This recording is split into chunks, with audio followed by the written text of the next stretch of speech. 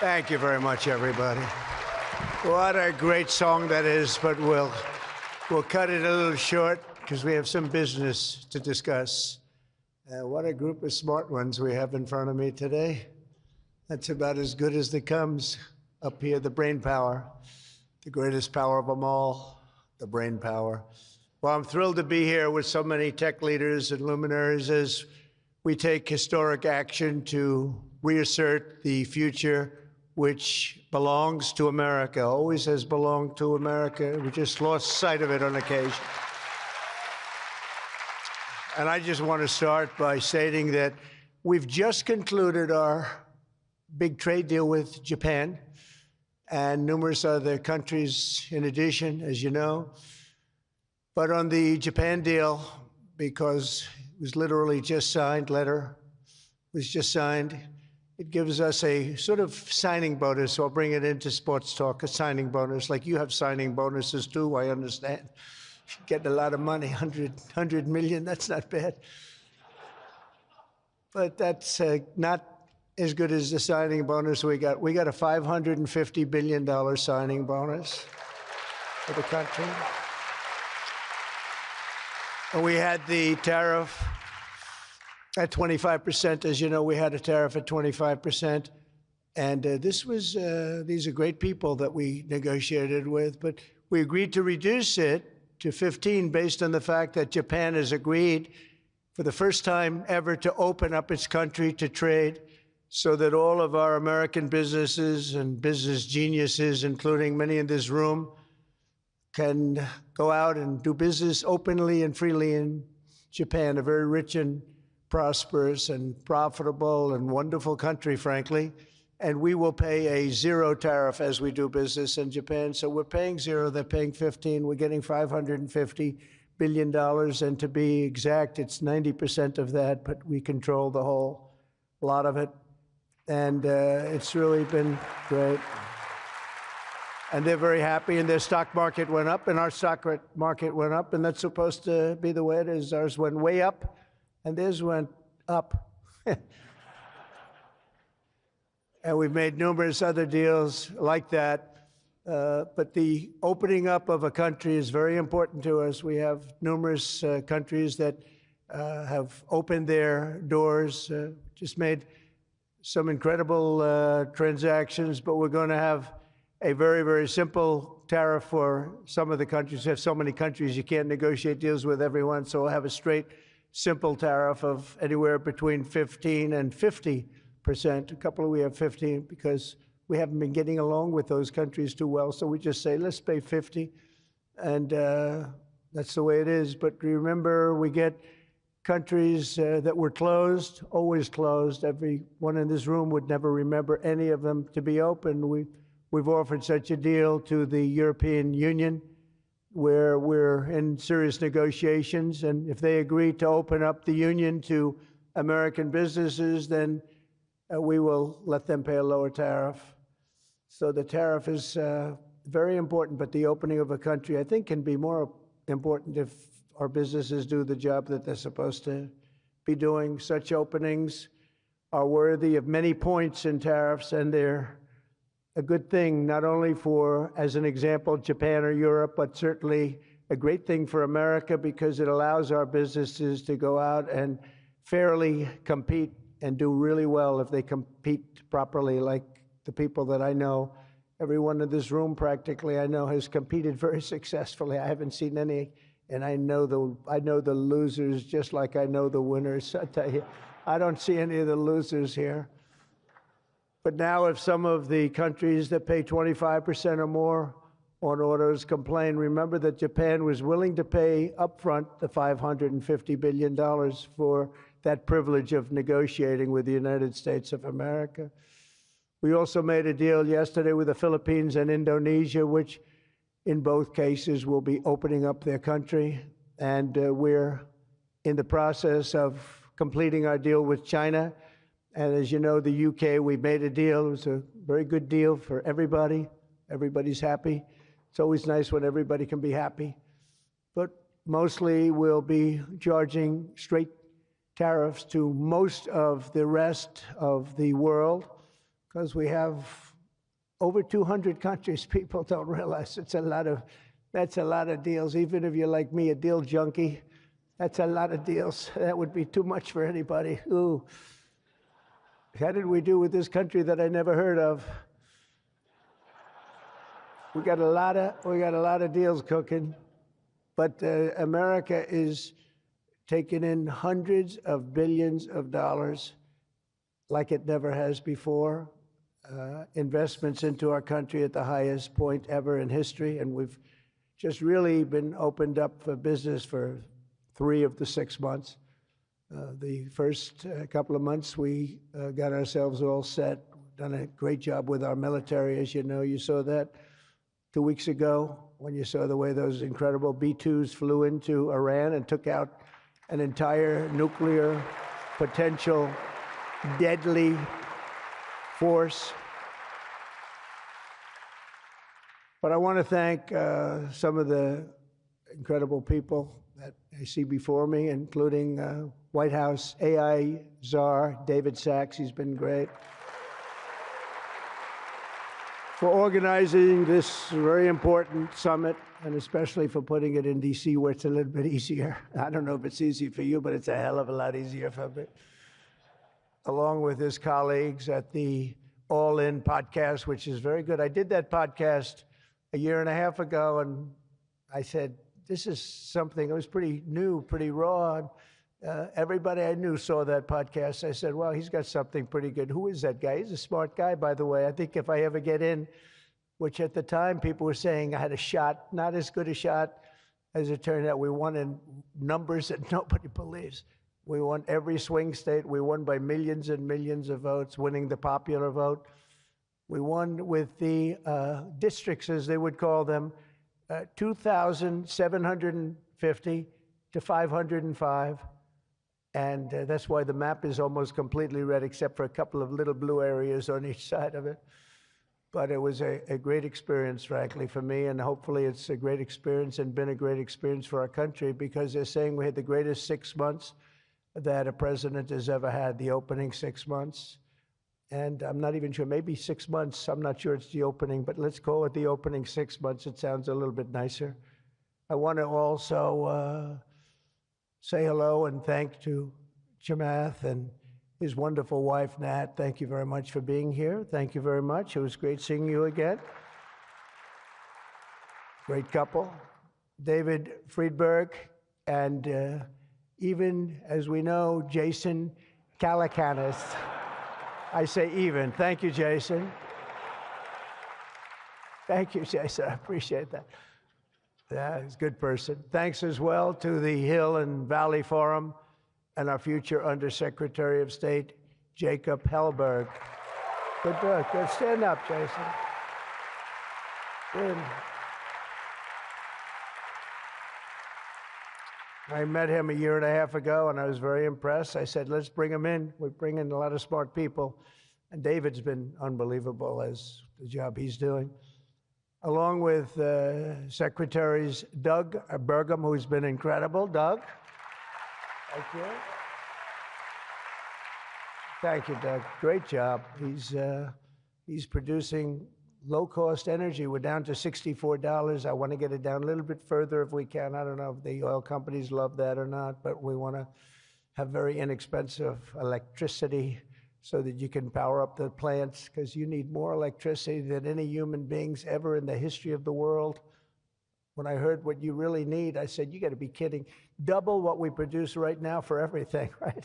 I don't know. You're going to... Jensen, you're going to have to explain that to me someday, why they need so damn much. Couldn't you do with a little bit less? My father always used to say, turn off the lights, son. But you guys are turning up the lights. I want to thank Howard Lutnick for doing a terrific job. He was involved in the big deal that we just completed with Japan. Howard, wherever you are, Howard. Where is Howard? Hi, Howard. Great job you did. Appreciate it. Really, that was an interesting negotiation, wasn't it? These are tough people. These are good negotiators, I will tell you, Japan. But they love their country, and they do what's right for their country. I want to thank Chris Wright, if Chris is around. Chris is here because he's helping with the tremendous energy success that we're having. We're having tremendous energy success. We're the biggest. We have more energy than anybody else in the world. Nobody knew that until I came along, but we have more energy than anybody else in the world.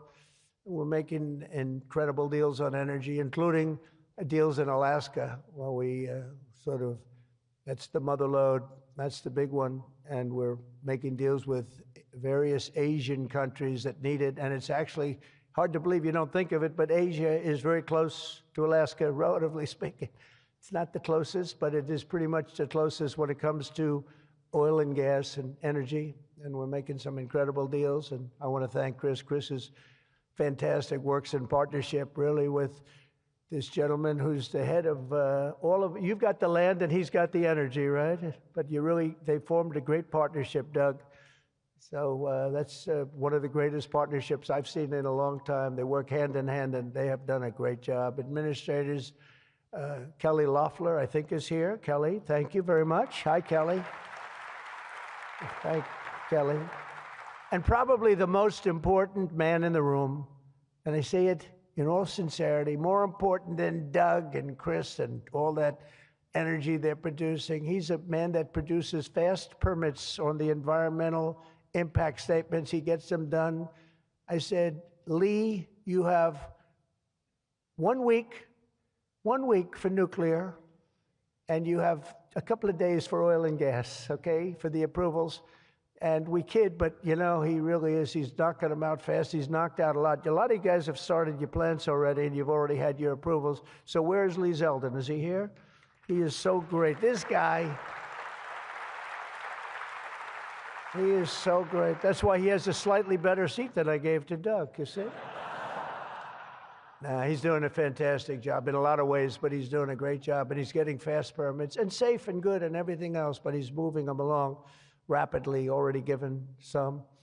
And you know, one of the most exciting things we'll talk about in a second is the fact that you're going to build your own electric producing plants when you build whatever you're building. And it's different things, including automobile factories, which are going up all over the place. You'll see them starting soon. They're moving into our country because of the tariffs, because they don't want to pay the tariffs. They're moving into our country at a record speed. But the ability to build your own electric plant, not having to rely on a 100-year-plus old grid. And then if you have electric capacity extra, you're going to sell it into the grid, make some money, but you'll sell it right back into the grid. Director of the Office of Science and Technology Policy, Michael Kratsios. Michael, thank you very much. Thank you, Michael. As well, it's supposed to be taking a vote right now, a big vote. Senator Ted Cruz. Is Senator Cruz here? Oh, look at my senator. Why aren't you voting? I think we lost David McCormick, who's voting. So is David here? Because you're supposed to be voting, Ted. I don't know. I'll tell you what, this man works hard. Ted works hard, and he works good. And a very special thanks to some of the top industry leaders here, including somebody that's amazing. I said, look, we'll break this guy up. This is before I learned the facts of life. I said, we'll break him up. They said, don't say, it's very hard. I said, why? I said, what percentages of the market does he have? Sir, he has 100%. I said, who the hell is he? What's his name? His name is Jensen Huang, NVIDIA. I said, what the hell is NVIDIA? I've never heard of it before. He said, you don't want to know about it, sir. I figured we could go in and we could sort of break them up a little bit, get them a little competition. And I found out it's not easy in that business. I said, supposing we put the greatest minds together and they work hand in hand for a couple of years. He said, no, it would take at least 10 years to catch him if he ran NVIDIA totally incompetently from now on. So I said, all right, let's go on to the next one. And then I got to know Jensen, and now I see why. Jensen, will you stand up? What a job. What a job you've done. Man. Great. He's a great guy, too. Lisa Su of AMD. Lisa? Lisa? Thank you. Congratulations. Great job. Sham Sanikar of Palantir. We buy a lot of things from Palantir. Where are you? Are we paying our bills? I think so. We just made a deal with the European Union where they're going to pay the United States of America 100% of the cost of all military equipment. They're going to ship it to the European Union, and then they'll distribute it, and much of it will go to Ukraine. It's been a long time since you've heard those words, because we're in for $350 billion. But now we send it to Europe, and Europe pays, and they were great. We had a tremendous NATO meeting a few weeks ago, and it was pretty amazing, actually, what happened. They agreed to go from 2% to 5%, and they had 2% where they didn't pay. They have 5% where they've already paid. That's a big difference. That's trillions of dollars, actually, trillions.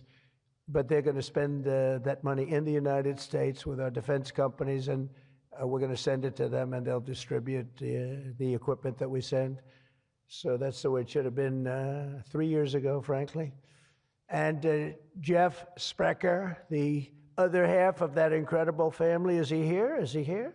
He's a fantastic guy, international, intercontinental exchange, and he's been a friend of mine for a long time, the husband of Kelly, who's really doing a good job. You are really doing a good job. And small business, which is actually big business if you add it all up, right? It's probably the biggest bank there is, but they call it small business, and she's done a fantastic job. Thanks, Kel. Say hello to Jeff. As we gather this afternoon, we're still in the earliest days of one of the most important technological revolutions in the history of the world. Around the globe, everyone is talking about artificial intelligence. I find that too. Artificial, I can't stand it. I don't even like the name. You know, I don't like anything that's artificial. So could we straighten that out, please? We should change the name. I actually mean that. I don't like the name artificial anything, because it's not artificial. It's genius. It's pure genius. And its potential to transform every type of human endeavor and domain of human knowledge, from medicine to manufacturing to warfare and national defense.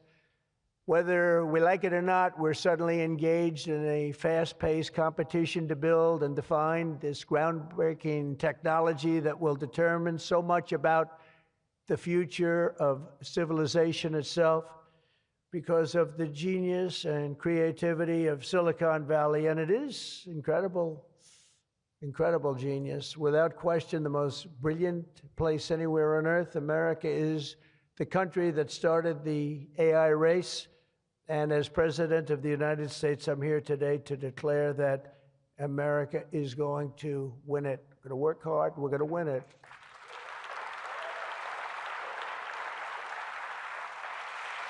Because we will not allow any foreign nation to beat us. Our children will not live on a planet controlled by the algorithms of the adversaries advancing values and interests contrary to our own. We don't want to have contrary interests. We want to get along, and we'll get along with other countries. We're having a great relationship, as I told you, with those countries that we mentioned, with Japan and Indonesia and so many others.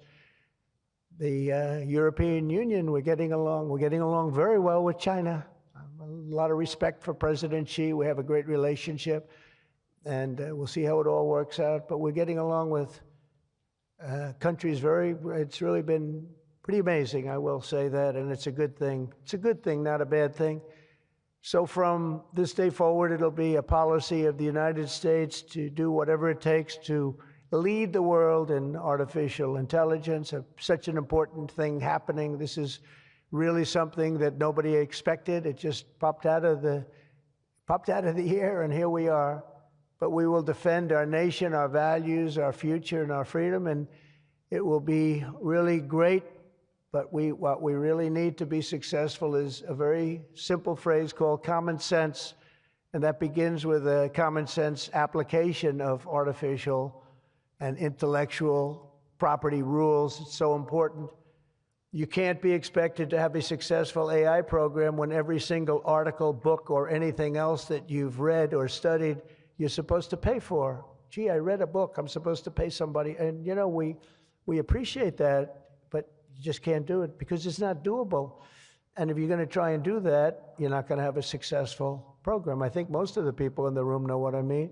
When a person reads a book or an article, you've gained great knowledge. That does not mean that you're violating copyright laws or have to make deals with every content provider.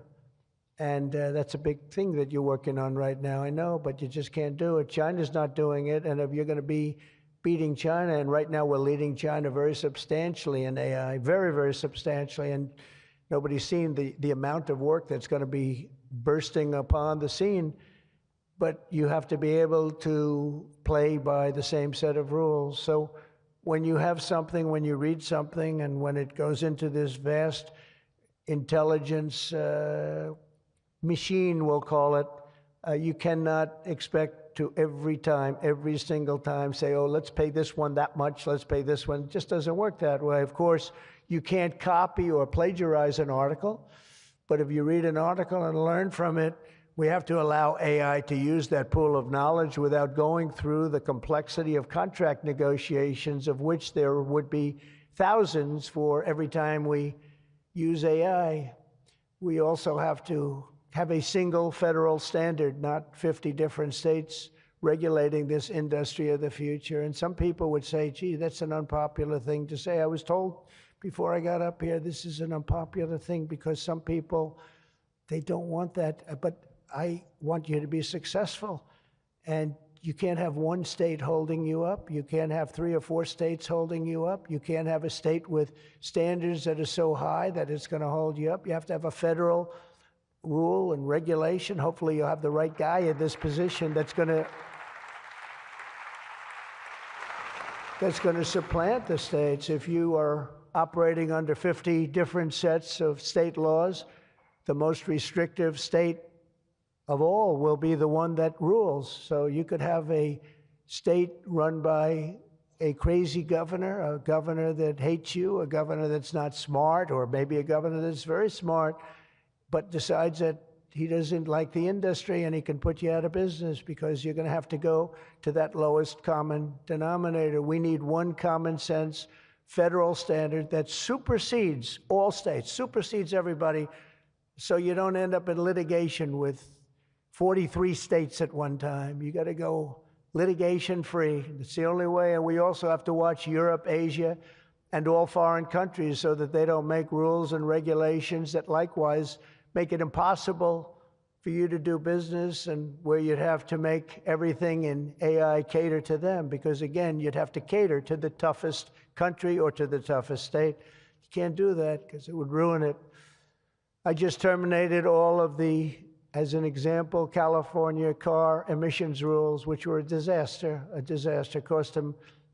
cost them just billions of dollars as an industry, but thousands of dollars per car.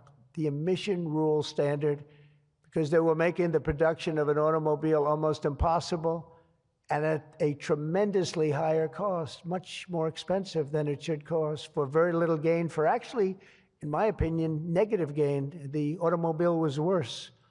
Under this administration, our innovation will be unmatched and our capabilities will be unrivaled.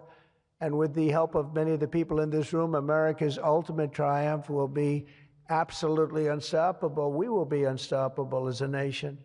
Again, we're way ahead and we want to stay that way. We can't let individual smaller units stop it, because that's the only thing that can stop it and can really mess it up. As with any such breakthrough, this technology brings the potential for bad as well as for good, for peril as well as for progress. But the daunting power of AI is it's not going to be a reason for retreat from this new frontier. On the contrary, it is the more reason we must ensure it is pioneered first and best. We have to have the best, the first pioneer. We are the best and the first pioneers, and we're going to be really putting a nation that we love, America, we're going to be putting it first. I have an expression, America first, make America great again. A lot of great expressions, but they're all so true.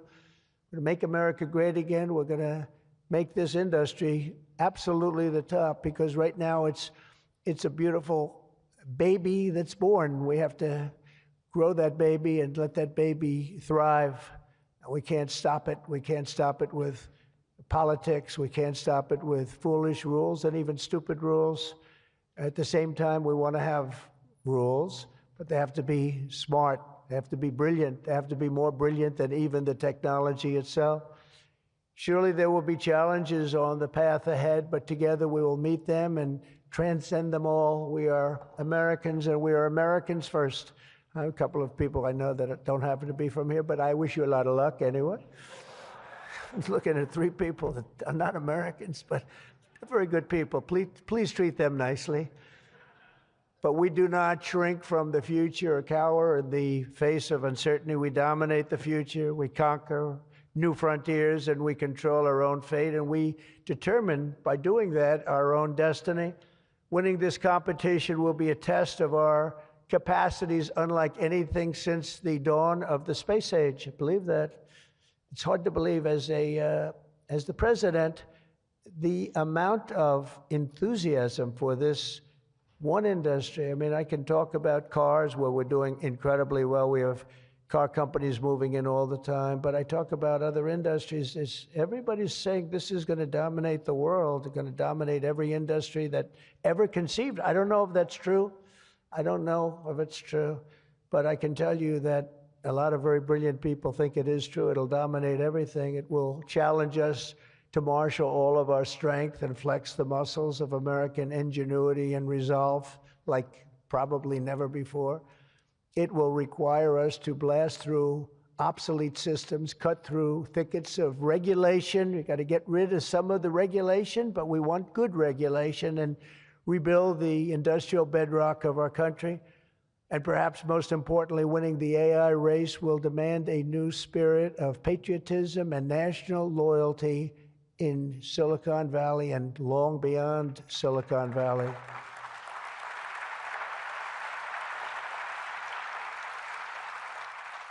For too long, much of our tech industry pursued a radical globalism that left millions of Americans feeling distrustful and betrayed.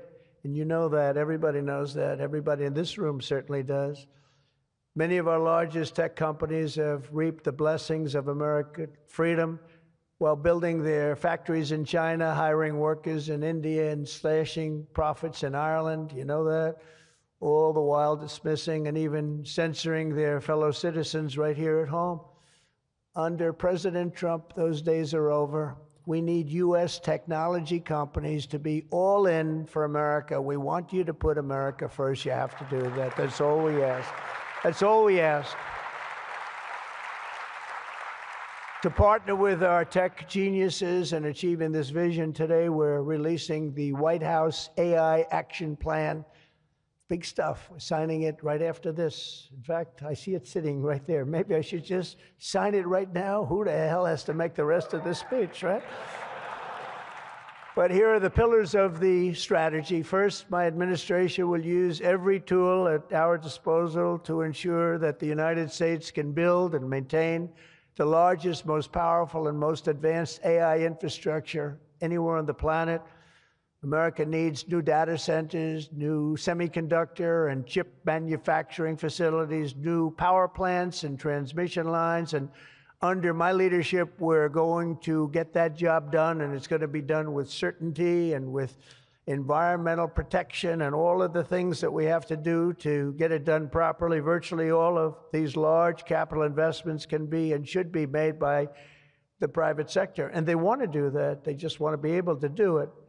But for that reason, America must once again be a country where innovators are rewarded with a green light, not strangled with red tape so they can't move, so they can't breathe, and that's not going to happen. You're going to see things that you've never seen in this country before.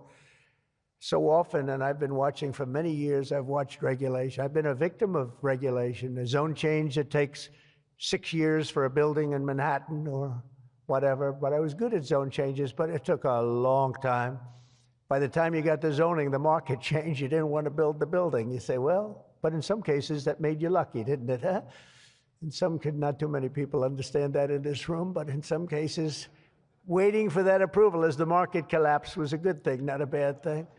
But it's time to reclaim our heritage as a nation of builders, and that's why, upon taking office, I signed a historic executive order directing that every one, and this is so important. For every new regulation, 10 old regulations must be immediately eliminated.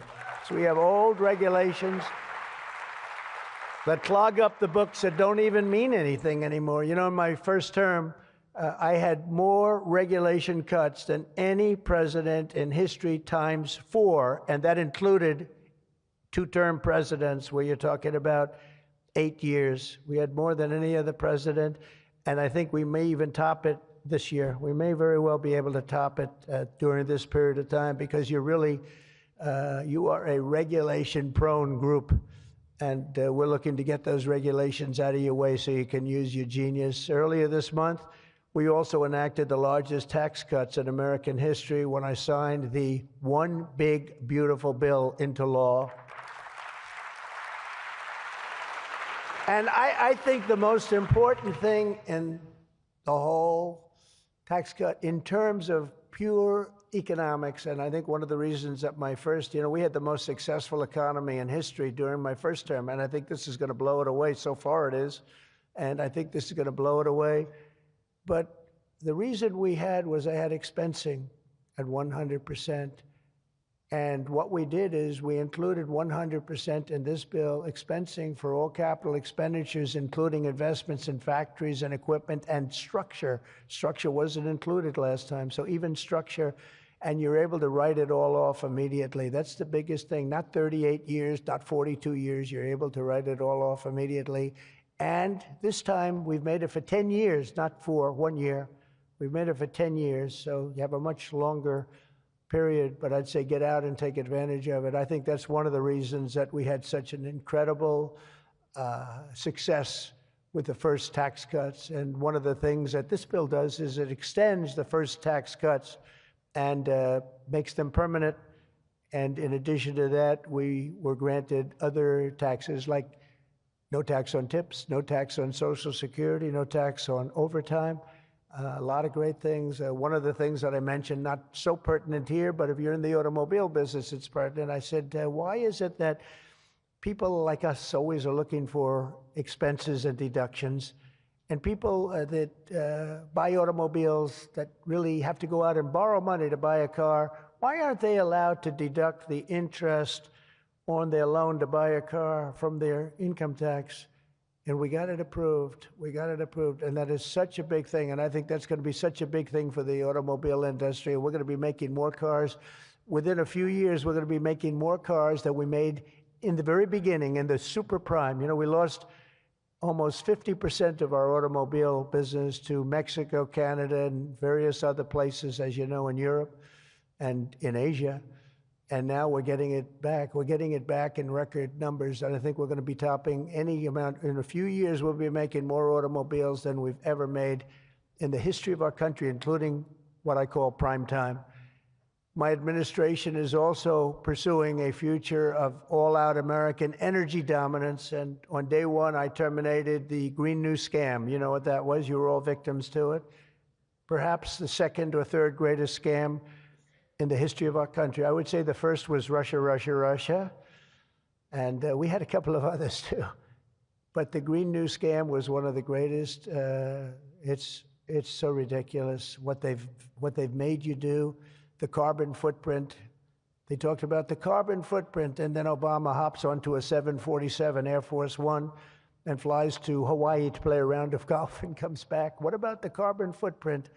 No, we didn't like that. And what Biden has done is absolutely terrible. He made it impossible, almost impossible for people to do business, not even talking about the border, where millions and millions of people flowed into our country, many from prisons, from jails, from gangs, from mental institutions all over the world. No, we're not doing that. We have to get them out. We've got 11,888 murderers, many of them committed more than one murder. Many of them, more than 50%, committed more murders. We're getting them out of our country, or in some cases, they're so bad, we're not getting them out. We're having to lock them up because we don't want them ever to come back, no matter how good we're doing.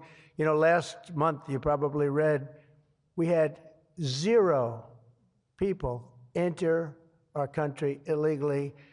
And over the last number of years, you'd have hundreds of thousands, literally hundreds of thousands of people a week pour into our country, totally unvetted and unchecked. And what the hell were they thinking? What they've done to our country is so sad, and we can never forget it. But we're unleashing all forms of energy, including natural gas, oil, and clean, beautiful coal. I instructed my people, in the form of Chris and Doug in particular, you are not allowed to say the word coal without saying clean, beautiful in front of it. You can only say clean, beautiful coal. It's a little embarrassing because we had somebody making a speech the other day, right? And he mentioned the word coal about 30 times because that was the subject. And he kept going clean, beautiful. I wanted to say, okay, just take it easy. You could just, got a little bit crazy, right, Doug? But China's using it. They're building now 57 big power plants, all fueled by coal. And we have to compete, we have to win, and we're going to have clean, beautiful coal, but we have more coal than any. We have more anything in terms of energy than anybody. Oil and gas, we also have more coal. In May, I also signed an executive order to rapidly begin construction of safe, reliable nuclear reactors. That's a big thing now. And many of you are going to be using nuclear. You know, I had problems with nuclear. I saw some of the things, but what they've done with nuclear is like what you've done with AI and other things. It's incredible, actually. It's long-term, it's inexpensive, it's safe. What they've done is really amazing. So we opened up the industry, very strict rules, but we opened up the industry, and some of you are going to choose nuclear over oil and gas or whatever it might be. Under the last year of Biden, China added 11 times as much power generation capacity as did the United States. Can you imagine that 11 times? Under the Trump administration, we will be saying those very famous campaign words, drill, baby, drill, and build, baby, build. And we will be adding at least as much electric capacity as China. We think we're going to catch them and maybe even have something a little bit extra. They're going very rapidly, but so are we. And we'll be doing at least as much, and every company will be given the right to build their own power plant. So when you build, you can build your power plant with it, and you are essentially going to become your own utility. It's a utility to yourselves. And as I said, any excess energy you're going to sell back to the grid and make plenty of money doing it. As a result of these pro-American policies since my election, we're seeing trillions and trillions of dollars in new investments. So at this moment, we have almost $17 trillion coming into this country. There's never been a period of time like that. And that's in a period of a few months. In a few months, Meta, Amazon, Google, Microsoft are all investing $320 billion or more in data centers and AI infrastructure this year. Those companies are really, they're really going at it, and they're very smart people, very good people. I got to know a lot of them. You know, I didn't like them so much the first term when I was running. I wouldn't say I was thrilled with them, but I've gotten to know them and like them, and I think they got to like me, but I think they got to like my policies maybe much more than me. NVIDIA has committed $500 billion over the next 4 years. Thank you, Jensen. I'm sure that'll be a good investment. If you're doing it, it's good. Thank you very much. It's a great statement.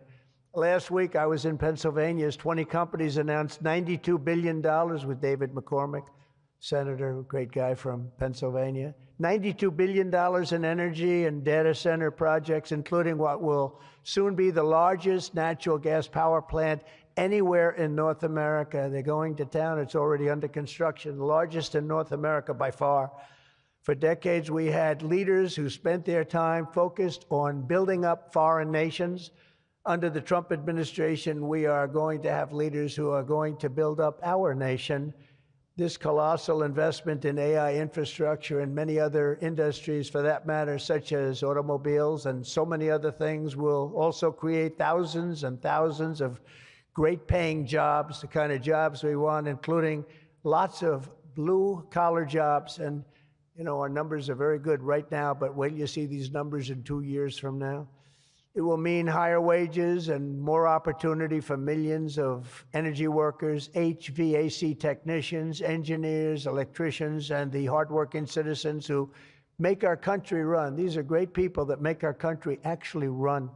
To ensure America maintains the world-class infrastructure we need to win today, I will sign a sweeping executive order to fast-track federal permitting, streamline reviews, and do everything possible to expedite construction of all major AI infrastructure projects. And this will be done. You will get so good a service in so many ways, not only from Lee with the environment, but you need many other types of permits, and you're going to go so fast. You're going to say, well, wait a minute, this is too fast. I didn't expect to go this quickly. This is a problem. I may cause a problem in opposite, but including factories, data centers, and power plants of all kinds, the United States will have total industrial and technological supremacy. The second pillar of our action plan for AI dominance is to get the entire world running on the backbone of American technology, and I think that's very much happening right now, and I think it's going to happen. The last administration was obsessed with imposing restrictions on AI, including extreme restrictions on its exports. As you know, they made it very difficult to export. This alienated American partners and drove even our friends into the arms of China and other countries. That's why upon taking office, I repealed the so-called Biden diffusion rule. Can you imagine that? That crippled American AI exports, the Biden diffusion rule. I wonder who came up with that name, because he has no idea what it is. He had no idea what it was. He came up with a rule. I wonder who drew that one. I wonder, was that signed by the AutoPen, I think, because they went to him and said, we're going to do a diffusion rule. Mr. President, what? What? It's okay, the AutoPen will take care of it. It's one of the greatest scandals in the history of our country, let me tell you. Under my administration, we will maintain necessary protections for our national security, but we will never forget that the greatest threat of all is to forfeit the race and force our partners into rival technology. We're not going to do that. We're not going to do that. Okay? Not going to let that happen. That could be the end. When I traveled to the Middle East in May, every leader I met was thrilled to do business with American tech firms and with America, and they were all thrilled to meet me, believe it or not. It's hard to believe, isn't it? But they were. By the way, most powerful woman in the world is here today. Susie Wiles, stand up, please. Susie Wiles, Chief of Staff. She can take out a country with a mere phone call. No, they just voted her the most powerful woman anywhere in the world. She might be the most powerful person in the world, I think. But she's done hasn't she done a good job, though, huh? Good. But we're going to come home with trillions and trillions of dollars in deals, and that's the way it is. But the King of Saudi Arabia, I met three great leaders. I went to three countries predominantly. King of Saudi Arabia said, and I can say that Qatar and UAE, the leaders, brilliant guys, great people, they said the same thing. They said, you know what, that 1 year ago, your country was dead. It was a dead country. They were looking at China, they were looking at other places, but you had a dead country. And today, Mr. President, you have the hottest country anywhere in the world. They said that, and they meant it so strongly.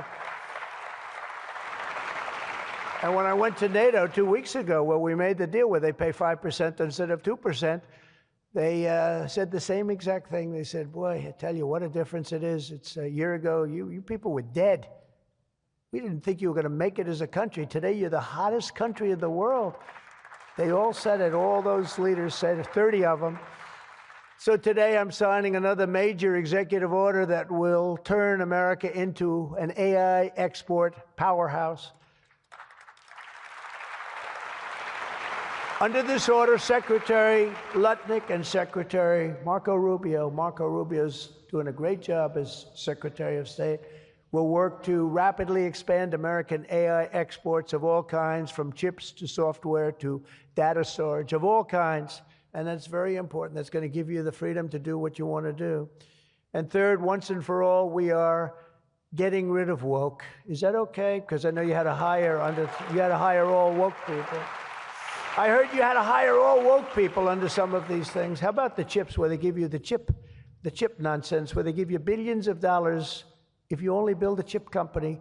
These people have plenty of money. They don't need the money. They need the permits. They need the rights to do it. They don't want to pay tariffs, so they come and they build here. That's why they're coming here. They like, number one, they like me, but they like not having to pay tariffs even more. And they're coming. But Biden gave billions of dollars to companies that have nothing but cash. And they don't say where to build. It's just give them money. But here's the problem. They have to hire lots of woke people. And they say woke isn't for this particular industry. We've noticed that. They're not for a lot of industries, if you want to know the truth. So the guidelines were impossible. They're going to give you money, but you got to hire this and this and this and that. And I don't want to get into it too much because I don't want any controversy today. But you have to hire a lot of people that were not into this particular world that you're in. And so therefore, all the money they gave didn't mean a damn thing. One of Biden's worst executive orders established toxic diversity, equity, and inclusion ideology as a guiding principle of American AI development. So you immediately knew that was the end of your development.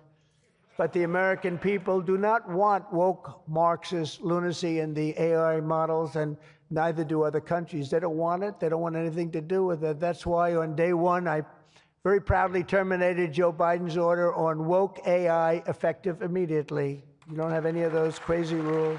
Crazy rules. And in just a moment, I will be signing an order banning the federal government from procuring AI technology that has been infused with partisan bias or ideological agendas such as critical race theory, which is ridiculous. And from now on, the U.S. government will deal only with AI that pursues truth, fairness, and strict impartiality. We're not going to go through the craziness that we've gone through for the last 4 years. And then we skip 4, and then you go back, and it started then. But it hung around a little while. Now it's not hanging around at all. Now it's actually very uncool, as somebody told me the other day. It's so uncool to be woke. I encourage all American companies to join us in rejecting poisonous Marxism in our technology. It'll be very interesting to see what's happening in New York, because they're actually thinking about electing a communist in New York. They like to call him a socialist. He's not a socialist. He's a communist. But don't worry, you're going to be okay. He still has to get his money from the White House, and that's not going to happen until he shapes up. But as an example, we are not going to allow men to play in women's sports. That's an example. That's one. And they say that's an 80-20 number. They say 80% would be against it. No, it's not 80-20. It's about 97-3. And I don't know who the 3 are. I've never seen anybody. I've never had a person. I've seen everybody. I'm a very open person. They come up to me and they talk to me. I've never had anybody come up, "Sir, you have to let men play in women's sports." I've never had it. I deal with hundreds of thousands of people. Every time I talk to somebody, they talk about AI, they talk about everything, but they've never said, "You gotta allow, this is ridiculous. Men should be allowed to play in women's sports." It's sort of crazy, isn't it, huh? You have to see, did you see the race? It was a race, a long distance marathon, one of those all-day deals, and we had one of the great female runners, and we had one of the great male runners, and at the end of the day, he won the race by 5 hours and 14 seconds. They waited around for the really good athlete female. It's very demeaning to women, I want to tell you that, but they waited. Her parents were waiting for hours. Somebody said, "Why don't you go back to the hotel and sleep for a few hours and come back and meet your daughter?" This is what they do. You got to see the weightlifting records, though. They're the best of all. A woman lifted 212 pounds. It was a world record. It held for 18 years. And now a man who transitioned came up and looked at the bar. "How much is it?" 212 pounds. "Oh, let me try it." Bing, bong. I think he broke the record by 109 pounds.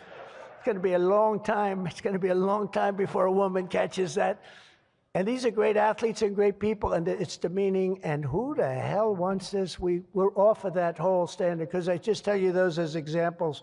We're off of it. The reason the last administration was so eager to regulate and restrict AI was so they could limit this technology to just a few large companies, allowing them to centralize it, censor it, control it, weaponize it, and they would weaponize it. A very dishonest group of people. You probably saw that because we caught them in the act. We really caught them. We had it before, but now we really have them. We have it where it counts. But this is the exact opposite of my approach. The unique strength of the American tech industry has always come from its startups and small tech. It comes through small. Jensen was small. Were you ever small? I think so. When you started in your bedroom, I think you were small, right? He started as very small, and now he's really become very amazing. If you regulate them too much, you kill the source of American genius and technological power. I believe that. Joe Biden had a plan to lose the AI race. I think he wanted to lose it because his plan would never have worked. It would have never been successful. You would have spent a lot of money and you wouldn't have been able to win. They didn't allow you to win, but we have a plan which only admires and respects the winners.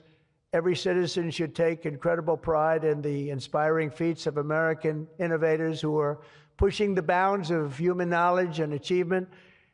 The people of OpenAI, Google, Meta, and countless startups are proving once again that America is impossible. You are just impossible to beat. You're not going to be beaten. We're not going to let that happen. When you do your best, when you work your hardest, and when you're allowed to be free of horrible, foolish regulation. And you're going to have regulation, but it's going to be sensible, smart regulation. There's nobody who's going to beat you. As we push even further into this exciting frontier, let us never forget that all of this prosperity and progress has come from the culture of freedom and hard work, merit, ambition, and risk-taking passed down from one generation of Americans to the next. Silicon Valley rose to wealth, fame, and glory by exemplifying these values, and it will win this race not by rejecting them, but by embracing them like they have never been embraced before. We must put America first. This is a nation that invented the light bulb, the telegraph, the television, the telephone, the computer chip, the smartphone, the GPS, the integrated circuit, and even the internet. Basically, we invented everything. What is left? We invented everything. And now it's AI. We invented everything. Does anyone have anything else to say? And now we're going to take it to a new level. But Americans were the first to fly a plane, first to harness the atom, and first to plant our flag on the moon. We mastered the industrial age. We created the digital age. And now we are leading the world into the golden age, indeed, the golden age of America. With your help, that golden age will be built by American workers. It will be powered by American energy. It will be run on American technology, improved by American artificial intelligence, and it will make America richer, stronger, greater, freer, and more powerful than ever before. And I will now do my share by going and signing a name without an auto pen. I will sign it. If we had one, I wouldn't use it anyway, but we will sign it auto pen free, and we will say, Donald J. Trump, God bless America, and God bless you, and good luck, because the race has just begun, and you're going to win it. Thank you very much, everybody.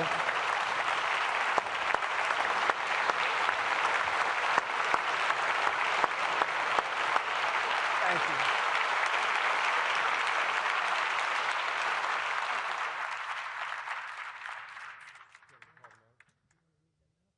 Yes, sir, Mr. President. Mr. President, the first executive order that we've prepared for your signature today relates to federal permitting for data center infrastructure. As you mentioned during your speech, this is a crucial issue affecting the entire AI industry. What this executive order will do is establish fast-track permitting and ensure that the federal government is working to get data centers approved and through the permitting pipeline as quickly as possible.